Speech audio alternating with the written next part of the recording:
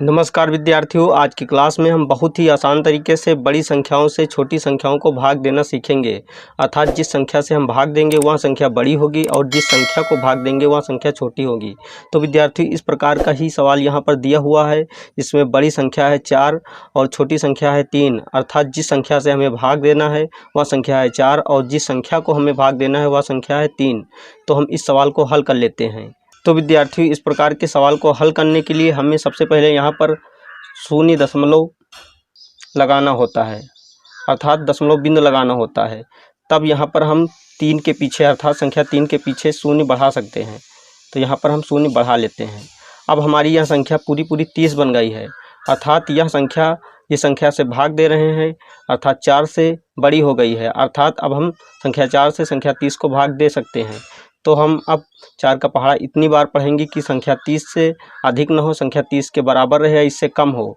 तो विद्यार्थियों, यहाँ पर हम जब 4 का पहाड़ा 7 बार पढ़ते हैं तो हमें संख्या 28 प्राप्त होती है, क्योंकि 4 सते 28 होते हैं। और जब 4 का पहाड़ा हम 8 बार पढ़ते हैं तो हमें 32 प्राप्त होता है, क्योंकि 4 और 8 32 होता है। चूँकि संख्या 32 संख्या 30 से अधिक है, इसलिए यहाँ पर हम 4 का पहाड़ा केवल 7 बार ही पढ़ेंगे। तो यहाँ पर हम 7 लिख देते हैं। अर्थात जितनी बार हम संख्या 4 का पहाड़ा पढ़ते हैं उतनी संख्या यहाँ पर लिख देते हैं। तो यहाँ पर हम संख्या 7 लिख देते हैं। अब संख्या 4 का पहाड़ा 7 बार पढ़ने पर हमें संख्या 28 प्राप्त होती है। तो हम 30 के नीचे संख्या 28 लिख लेते हैं। अब संख्या 28 को संख्या 30 से घटा देते हैं। तो संख्या 30 से संख्या 28 को घटाने पर हमें संख्या 2 प्राप्त होती है। तो यहाँ पर हम 2 लिख देते हैं।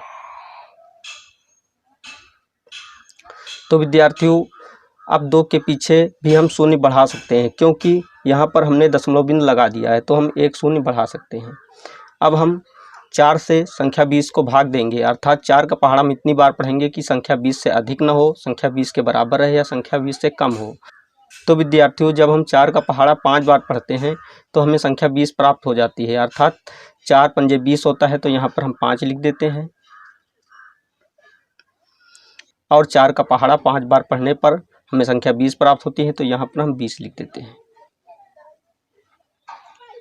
अब 20 से 20 को घटा देते हैं।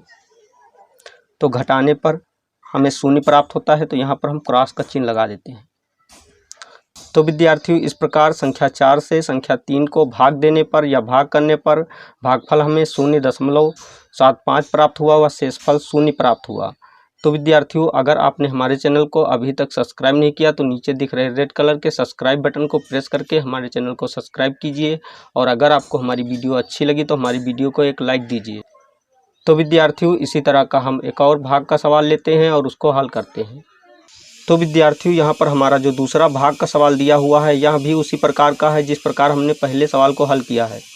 अर्थात इसमें बड़ी संख्या 8 से छोटी संख्या 5 को भाग देना है या भाग करना है। तो हम भाग कर लेते हैं। तो विद्यार्थियों, संख्या 8 से संख्या 5 को भाग करने के लिए हमें सबसे पहले 0 यहाँ पर लगाना होता है। तो हम लगा लेते हैं। जब हम 0 यहाँ पर लगा लेते हैं तो संख्या 5 के पीछे 0 बढ़ा सकते हैं। तो हम बढ़ा लेते हैं। अब संख्या 50 8 से बड़ी है। तो हम 8 से संख्या 50 को भाग दे सकते हैं। तो विद्यार्थियों, अब हम 8 का पहाड़ा इतनी बार पढ़ते हैं कि संख्या 50 से अधिक न हो, संख्या 50 के बराबर रहे या संख्या 50 से कम हो। तो विद्यार्थियों, जब हम 8 का पहाड़ा 6 बार पढ़ते हैं तो हमें संख्या 48 प्राप्त होती है। और जब 8 का पहाड़ा 7 बार पढ़ते हैं तो हमें संख्या 56 प्राप्त होती है। चूँकि संख्या 56 50 से अधिक है, इसलिए हम यहाँ पर 8 का पहाड़ा केवल 6 बार ही पढ़ेंगे। तो विद्यार्थियों, 8 का पहाड़ा हम जितनी बार पढ़ते हैं उतनी संख्या यहाँ पर लिख देते हैं। अर्थात 8 का पहाड़ा यहाँ पर हम 6 बार पढ़ते हैं तो 6 लिख देते हैं। चूँकि 8 का पहाड़ा 6 बार पढ़ने पर हमें संख्या 48 प्राप्त होती है। तो 50 के नीचे अर्थात संख्या 50 के नीचे 48 लिखकर अर्थात संख्या 48 लिखकर संख्या 48 को 50 से घटा लेते हैं या घटा देते हैं। तो संख्या 50 से 48 घटाने पर हमें घटाव 2 प्राप्त होता है। तो यहाँ पर 2 लिख लेते हैं। यहाँ पर 0 लगा देते हैं। चूँकि यहाँ पर दशमलव बिंदु लगा हुआ है तो हम संख्या 2 के पीछे भी एक 0 बढ़ा सकते हैं। तो यहाँ पर हम एक 0 बढ़ा देते हैं। तो विद्यार्थियों, 2 के पीछे एक 0 बढ़ाने पर नई संख्या 20 प्राप्त हुई जो कि 8 से विभाजित हो सकती है। तो हम संख्या 8 से 20 को भाग देते हैं। तो विद्यार्थियों, संख्या 20 को 8 से भाग देने के लिए संख्या 8 का पहाड़ा हम इतनी बार पढ़ते हैं कि संख्या 20 से अधिक न हो, संख्या 20 के बराबर रहे या संख्या 20 से कम हो।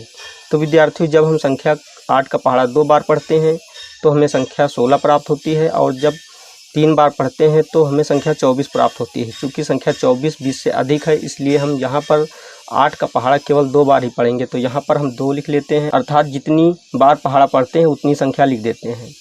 अब 8 का पहाड़ा 2 बार पढ़ने पर हमें संख्या 16 प्राप्त होती है। तो 20 के नीचे हम 16 लिखकर 20 से 16 को घटा लेते हैं।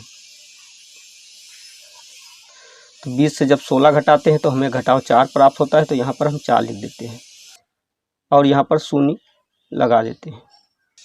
तो विद्यार्थियों, संख्या 4 के बाद भी हम शून्य बढ़ा लेते हैं, क्योंकि यहाँ पर दशमलव बिंदु लगा हुआ है, तो हम संख्या 4 के बाद एक शून्य बढ़ा सकते हैं। तो विद्यार्थियों, इस प्रकार हमें नई संख्या 40 प्राप्त हुई। अब इस संख्या को 8 से भाग देने के लिए हमें 8 का पहाड़ा इतनी बार पढ़ना होता है कि संख्या 40 से अधिक न हो, संख्या 40 के बराबर रहे या संख्या 40 से कम हो। तो विद्यार्थियों, जब हम 8 का पहाड़ा 5 बार पढ़ते हैं तो हमें संख्या 40 ही प्राप्त होती है। तो यहाँ पर हम 5 लिख देते हैं, और 8 का पहाड़ा 5 बार पढ़ने पर हमें संख्या 40 ही प्राप्त होती है। तो 40 के नीचे 40 लिख देते हैं, अर्थात संख्या 40 के नीचे 40 लिख देते हैं और घटा देते हैं। तो जब घटाते हैं तो घटाव हमें शून्य प्राप्त होता है, तो क्रॉस का चिन्ह लगा देते हैं। तो विद्यार्थियों, इस प्रकार संख्या 8 से संख्या 5 को भाग देने पर हमें भागफल 0.625 प्राप्त हुआ व शेषफल 0 प्राप्त हुआ। तो विद्यार्थियों, आज की क्लास में हमने बड़ी संख्याओं से छोटी संख्याओं को भाग देना सीख लिया है। अगर आपको हमारी क्लास अच्छी लगी तो हमारे चैनल को सब्सक्राइब कीजिए, लाइक कीजिए एवं बेल आइकन को प्रेस कीजिए। जय हिंद।